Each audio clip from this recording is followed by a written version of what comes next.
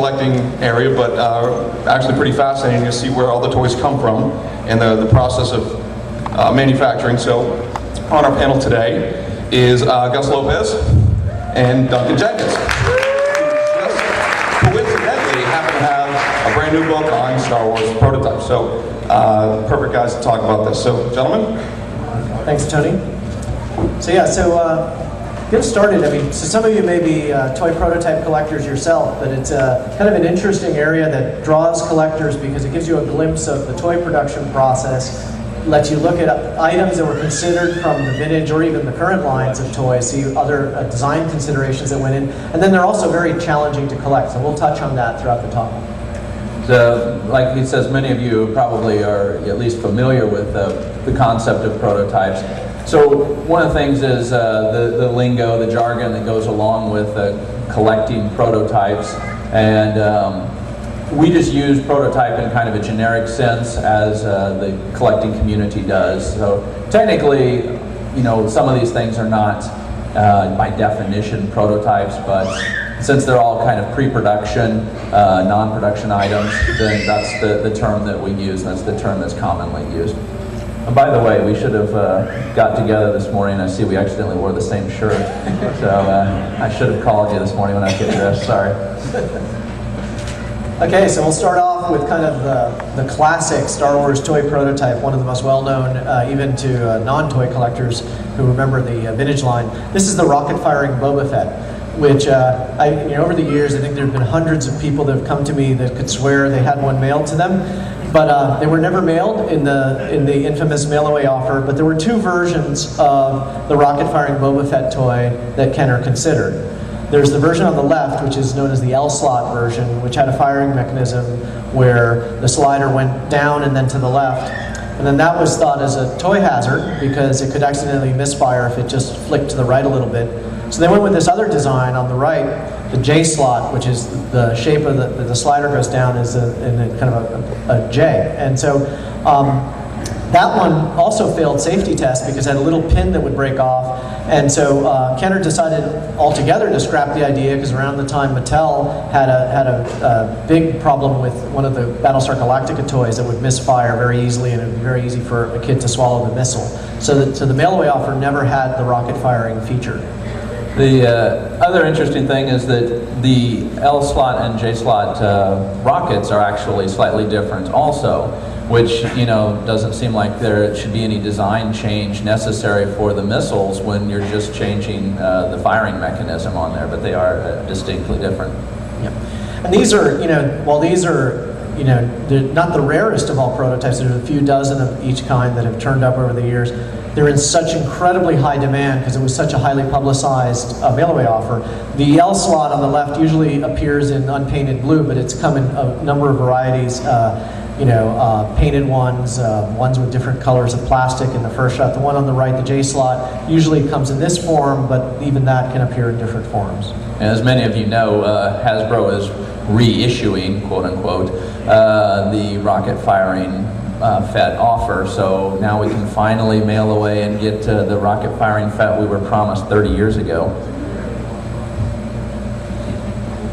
So Kenner did all the promotion, got everything up to the point where they wanted to show that you could send off for the rocket firing Boba Fett. And this is the store display actually showed the feature, the backs of the card backs for the action figures actually showed the rocket firing feature. And so at a late date they would stick little stickers over the back of on the card backs and over the backs on the store display itself comes a little sticker over that also. But initially it showed the rocket Fett. So this is actually a set of transparencies for the store display. And one thing that you'll notice is these are not negatives, okay? So this is not a film negative, but these are actually positives. They're actually part of the printing process, and so each one of those would be a different basic color, your primary colors and black, and you would have a printing plate that would correspond to each one of those. And in the overlay, they would then form together all of the different colors that you would need, and then that's how they would actually print them. So Kenner, early in the Star Wars line, had considered doing a preschool Star Wars toy line. They'd actually had multiple attempts over the years. It's gone under different names, Star Tots, and it was, there are different names they considered the process. Actually, initially it wasn't even called Star Tots, but basically the idea was unposable figures that the small kids could collect, and it wasn't until the Ewoks line that they actually started to release preschool toys. But these are from the late 70s.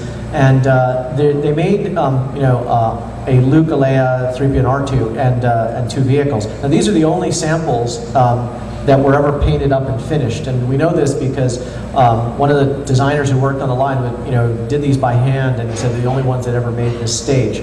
There are other pieces from this line that in earlier stages of them, but it actually, in retrospect, you look at these and you say, wow, this would have been an awesome toy if Kenner had made it. Because most of us back then probably would never have bought this, but at the time, Kenner decided not to produce it. And it's something that kind of harkens to the galactic heroes today and things like that. So it shows that lines or concepts can be revisited, as Gus said, that several times it was reimagined, rethought. Hey, let's add this back in. I think it would have been fantastic, but as Gus said, as a 10-year-old or 11-year-old, it probably wouldn't have fit into my collecting, but it does now. So this is an item that it's interesting, the C-3PO Walkie Talkies. The items pictured here on the left is a wood pattern for the Walkie Talkie, and on the right is a product sheet. And actually, prototypes of this they're not known to have surfaced to collectors yet. There's documentation that we've found over the years, like both of these items, an old internal Kenner photo and of the pattern, and then the product sheet. But it's something that a lot of collectors are still on the hunt for. But it was an early concept in the late 70s, and for some reason they chose C-3PO character for a walkie-talkie. And just he does talk a lot. He does, yes. He's kind of chatty, but I don't know why you'd have 2 C-3POs. I don't know. So the concept didn't go very far. And one of the things that's interesting is that it's got the product sheet. That's a very, very late stage of, that's where you would showcase amounts and, all that sort of thing to retailers so that they could put in orders and things like this.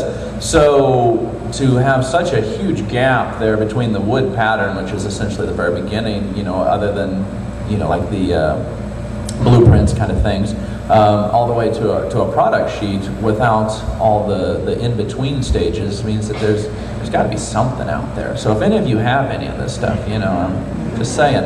And even though Kenner didn't make the C-3PO walkie-talkies, Kenner did reuse the kids in the 70s turtlenecks were used extensively. This is, for those of you familiar with the vintage line, the Han Solo blaster. This is one that's been, what you say, kit bashed in a very minimal sense to become a squirt gun. So it's been altered. You can see the little mechanism on the right to seal in the water, but it's actually designed to be a Han Solo blaster squirt gun. And the internals are different on this, aren't they? Did they have that? Correct. Yeah, they hollowed it out. They sealed it off so you could fill it with water. So the internals are really where it's a lot different. One of the interesting things about the Boba Fett sketch here, this is a very, very early design off of the Joe Johnston art, and this is from 78, correct? Is that April 78? Yeah, it's from April 78. April 78, so it's less than a year after the Star Wars premiered, and they're already working on Boba Fett at this point. You can see, some of the things that he's deliberately white here. This is not just that he wasn't colored in, but that the original concept was, Boba Fett would have an all-white armor as a commando, which was something that, kind of gets later revisited with the clone troopers and all of that. So it's kind of interesting, again, how things come full circle. Yeah, this had just turned up in isolation. You could swear it was like a Joe Johnston sketch, but it was actually part of a series of sketches of the 12-inch figure line. And at the same time that they're designing like the 12-inch Han Solo or Luke Skywalker, they were actually already planning for The Empire Strikes Back. Less than a year after the first film's release, they already had Boba Fett concepts for the toy line. So here's some other unproduced concepts from the 12-inch figure line. They've had left to right, you have a C-3PO that it's hard to see, but it has a little wind-up mechanism to have him actually walk. So they took the 12-inch C-3PO and decided to kind of alter him for around the Empire Strikes Back era. And then Han Solo in his Hoth outfit, so they were going to update all of the 12-inch figures, the main characters at least, to have new costumes from the new film, from Empire Strikes Back. Lando, this is the costume for Lando, and on the top is a plaster sculpt of Lando's head. So they're going to make a new Lando doll and then have his Bespin outfit. And then on the right is Luke in his Bespin outfit, which is, to update again his outfit for Empire Strikes Back. This is the end, basically, of the large size figure line. Only the IG-88 essentially was released for The Empire Strikes Back. But they had, obviously planned to continue it on. Some of the items here, the Luke Bespin, particularly, the very few changes that you need to make. So, there's no real new tooling or anything like that. So it could have been done very, very minimally, expense-wise. The C-3PO is pretty much just, mostly concept there to see how he doesn't walk very well. But the boots are the same, right? The mold of the boots is the same between the Han Hoth and the Luke Bespin. Luke just gets Han Solo's gun, things like this. But obviously a lot of work went into the Lando to sculpt him, get him ready. But unfortunately, the line did not continue. And some other things from the line, is probably my favorite from the unproduced Empire Strikes Back line. This is Leia Bespin, so a much more elaborate outfit than from A New Hope. They actually finally gave her a blaster too, because her A New Hope outfit is, more than her pacifist outfit. Now she's like out to kill. This outfit, and then they made a doll box for it, so it also indicates, they actually were showing it to retailers. They showed it at Toy Fair, and they were pretty far along, but then they decided to cancel the 12-inch line because it was getting cannibalization from other Kenner toy lines. The small size action figure line was so strong that it was actually hard for Kenner to compete with it with any of the other toy lines that they were introducing for Star Wars. This really would have been a fantastic one if they had done. I mean, it's definitely the most elaborate one of the time that they did, and all the extra work that went into it. And it's not just a Leia from A New Hope, but the hair is completely different. The rooting is completely different. So they really went all out on this one. Yeah, and they made boxes for Han, Luke, and Leia. So they each of these, they are known. There's a few of each that have turned up. Same with the dolls. They were all the outfits were sewn by hand. So they're exceptionally rare to come across these kind of items. And then also around that era, Kenner was playing around with some other weird outfit concepts. So particularly, Luke is in a ceremonial outfit, an X-wing outfit there. But aside from the two Lukes that are in outfits from the movies, Luke and Leia got some really funky outfits. So you got Leia in the kind of leg warmers and the Arctic outfit and a poncho. It's kind of very late 70s. A lot of people refer to these as the disco outfits, especially the jumpsuit that Leia's wearing in blue with the goggles. So the idea here was from A New Hope, actually, late in New Hope, early Empire. They were going to have outfits that they sold separately. They didn't come bundled with the doll, but extra outfits you could buy. This is something Kenner had done with $6 Million Man and Bionic Woman lines. They actually sold separate outfits you could buy. So they were going to try a similar thing for Star Wars. Well, another quintessential, prototype that has a lot of fame in addition to the Rocket Fett is the talking Yoda doll. But here we have a couple of different versions of concepts that they were looking at for Yoda. One was the talking version, and then the other was a Yoda puppet. And you can see that the Yoda puppet was nixed due to cost, as I recall. That's right, yeah, it was too expensive. They looked at what it would cost to manufacture it and said too expensive, so they ended up going with the rather lame plastic Yoda puppet. Some of you might know about if you know the vintage Kenner line. That was the replacement for this.